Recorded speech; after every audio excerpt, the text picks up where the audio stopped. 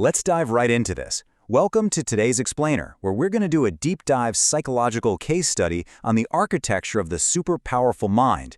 We're looking closely at digital distraction, the real root causes of professional burnout, and how you can forge absolute mental resilience.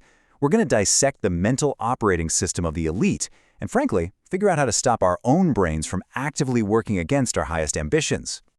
So here's our roadmap for this explainer. First, the myth of intelligence. Then, the anatomy of a collapse. Third, the architecture of perception. Fourth, the attention economy. Fifth, rewiring for mental resilience. And finally, programming your future self. We're going to systematically diagnose the modern attention crisis and prescribe a real treatment to rebuild your mental architecture from the ground up. All right, part 1. The myth of intelligence, reacting versus thinking. You know, the top 0.01% of thinkers throughout history understood something genuinely terrifying. And that terrifying truth is this: most people aren't actually thinking, they're just reacting. From ancient emperors to modern billionaires, military strategists to elite neuroscientists, their greatest advantage was literally never physical power, it was their mental architecture. Because the mind you're born with, it's definitely not the mind you have to keep. Moving on to part 2, anatomy of a collapse, where comfort replaces ambition. When we look at history, it reveals something absolutely shocking about unchecked psychological decay. Think about it. The greatest empires in the world didn't collapse primarily because of weak economies. No, they collapsed from the inside out, due to psychological decay. It's a simple formula. When people lose discipline, comfort replaces ambition. The Roman Empire experienced this exact type of psychological softening right before its monumental fall. So it begs the question, are modern societies experiencing this right now? In our current world of instant delivery and endless entertainment, a comfortable brain quickly becomes a very fragile brain. We have to ask ourselves, have we traded the friction that's absolutely required for growth for the ease of constant comfort? Because for high-performing entrepreneurs and professionals, this kind of fragility is literally the fast track to professional burnout. Let's get into part 3, the architecture of perception, or how your brain is essentially a prediction machine. We really need to look at the biological hardware that forces us to view a mental simulation rather than direct reality. So your brain has this ancient survival system called the reticular activating system, or the RAS. Neuroscience shows us that nearly everything you experience is filtered through patterns your brain already expects to see. The RAS acts exactly like a filter. It's the ultimate mental bouncer, deciding what information actually enters your conscious awareness. You're not seeing reality directly, you're seeing a mental simulation. That means your beliefs literally shape your perception. And this is exactly why two people can witness the exact same event and walk away with two completely different realities. You've probably experienced the red car effect. You suddenly buy a red car, and boom, you start seeing red cars everywhere. Not because they magically appeared out of thin air, but because your mind finally allowed you to notice them. What this means for you is that opportunity is often completely invisible until your mind is trained to detect it. The super powerful mind doesn't ask, "How do I become lucky?" Instead, it asks, "What mental filters are hiding opportunities from me right now?" And here's where it gets fascinating. Struggle actually creates cognitive adaptation. Science calls this neuroplasticity.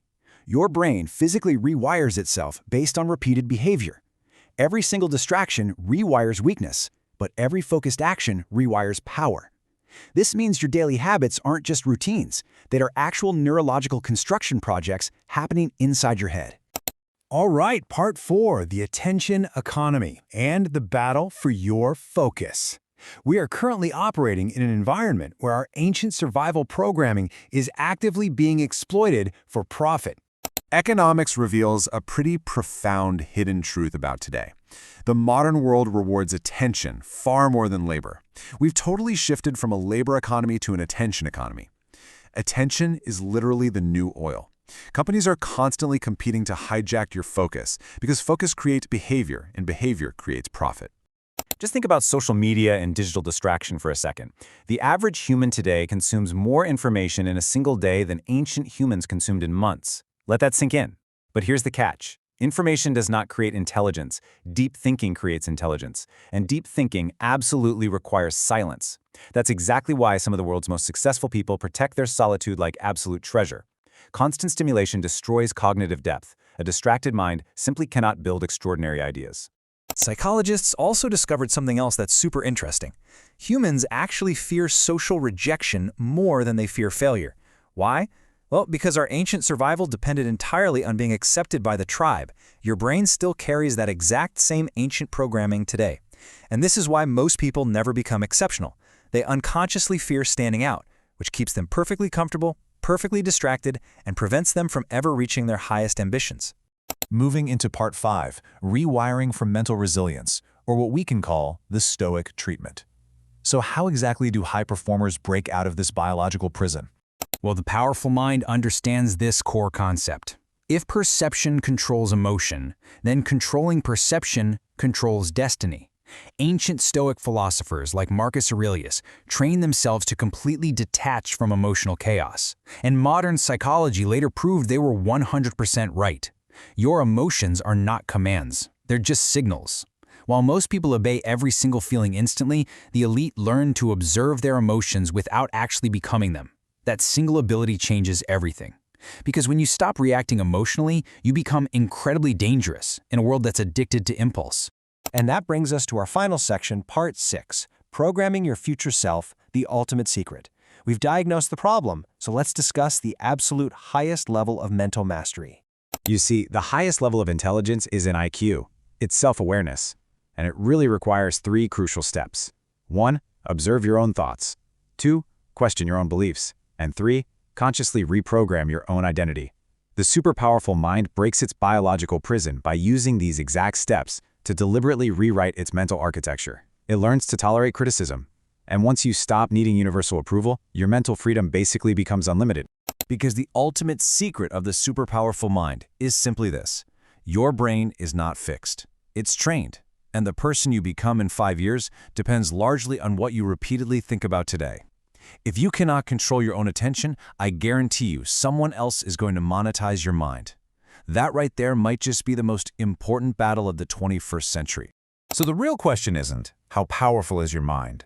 The real question you need to ask yourself is, who is programming your mind? Is it you, or is it your digital environment? Think deeply about this. Because if this explainer has changed the way you see yourself and your focus, well, then your transformation against burnout has already begun.